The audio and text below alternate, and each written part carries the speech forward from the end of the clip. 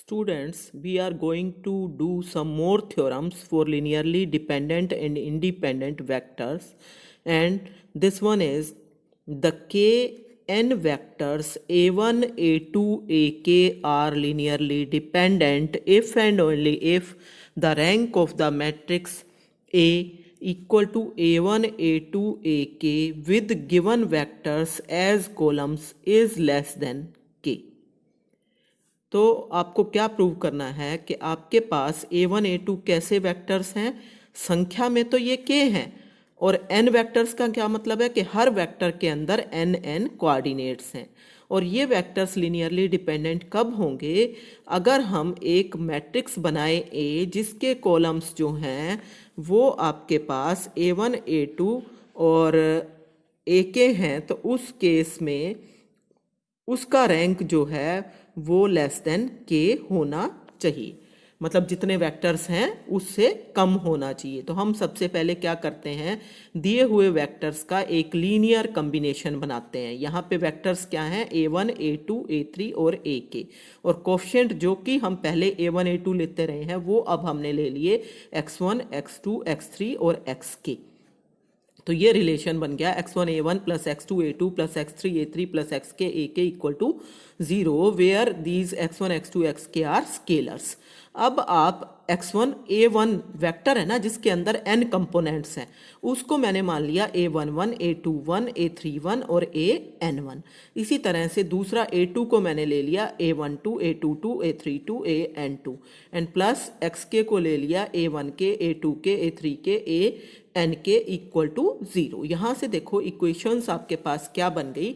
जब आप इनको इक्वेशन फॉर्म में लिखोगे तो क्या होगा, x1 इंटू a11 ये पहला coefficient plus x2 plus a12 plus xk a1k ये पहली इक्वेशन इक्वल टू 0। दूसरी क्या आ गई, x1 a21 plus x2 a22 plus xk a2k equal to 0। इस तरह से आपके पास लास्ट वाली आ जाएगी x1 an1 plus x2 an2 plus xk ank equal to 0। ये आपके पास इक्वेशंस आ गई। कैसी इक्वेशन आ गई? Homogeneous linear equations. वेरिएबल कौन से हैं? x1 x2 xk हैं। तो उस केस में इसको मैट्रिक्स शेप में ऐसे लिख सकते हो। ये तो सारे कोफिशिएंट हो गए a1 a2 ak और a21 a22 a2k, और ये हो गया an1 an2 ank, और ये हो गए आपके पास कोफिशिएंट्स x1 x2 xk। ये कितने क्रॉस कितने का मैट्रिक्स है? n क्रॉस k का, और दिस इज इक्वल टू 0। ये जो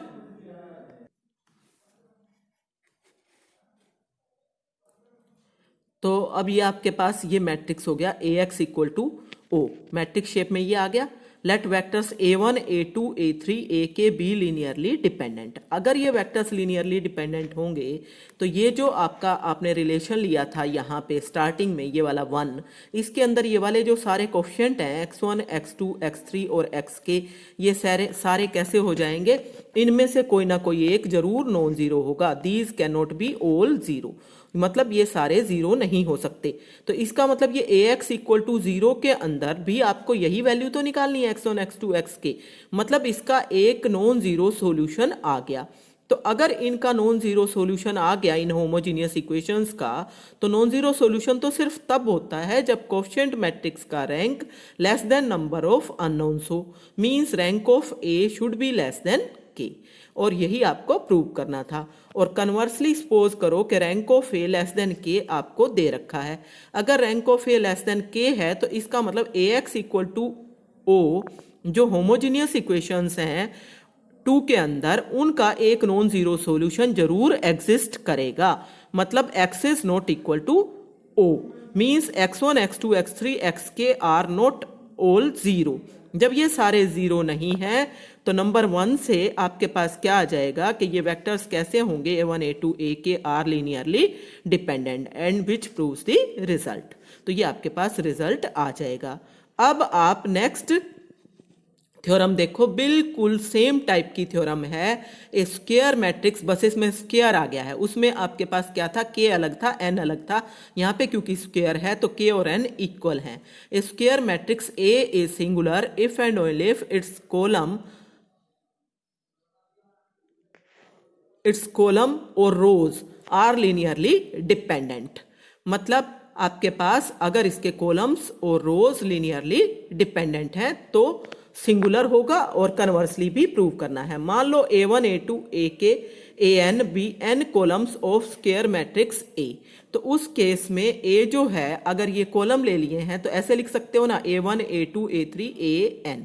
अब पहले की तरह आप कंसीडर कर लो एक relation x1 A1 plus x2 A2 plus x3 A3 plus xn AN equal to 0। तो x1 A1 की वैल्यू ये वाली ले ली, A1 A2 A11 A21 AN1, ये वैल्यू ले ली A2 की, A12 A22 AN2, और ये वैल्यू ले ली AN1 A2n ANN equal to 0। तो यहां से आपकी इक्वेशंस कौन सी बन जाएंगी, A11 x1 plus A12 x2 plus A1n xn equal to 0, A21 x1 plus A22 x2 and plus A2n x2n equal to 0, और लास्ट इक्वेशन क्या बनेगी, AN1 x1 plus AN2 x2 plus ANN xn equal to 0 which can be written in the matrix form. Matrix form में ये coefficient हो गया A, सारे coefficient लिखे हैं यहां से, ये वाले और ये वाले, और ये हो गए variable x1 x2 xn and this is equal to 0 means ax equal to O।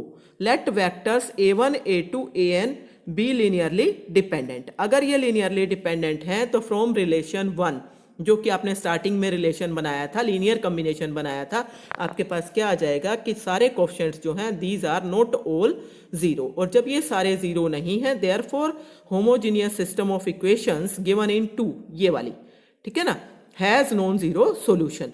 और अगर इसका नॉन जीरो सॉल्यूशन है तो इसका मतलब नॉन जीरो सॉल्यूशन तो सिर्फ तब होता है जब rank of coefficient matrix number of unknown से कम हो, तो rank of A should be less then n, और रैंक ऑफ ए अगर लेस देन n है तो इसका मतलब आपके पास n क्रॉस n का मैट्रिक्स है ना ये वाला, तो जब ये n क्रॉस n का मैट्रिक्स है और आप ये कह रहे हो कि इसका आपके पास रैंक जो है वो लेस देन n है, तो इसका मतलब डिटर्मिनेंट ऑफ a की वैल्यू कैसी हो गई, 0, मींस a कैसा हो गया, सिंगुलर मैट्रिक्स। और कन्वर्सली सपोज करो a सिंगुलर मैट्रिक्स है तो डिटर्मिनेंट ऑफ a कैसा होगा, 0, सो रैंक ऑफ a कैसा होगा, less than n, and therefore the system of equations given by 2 has non zero solution.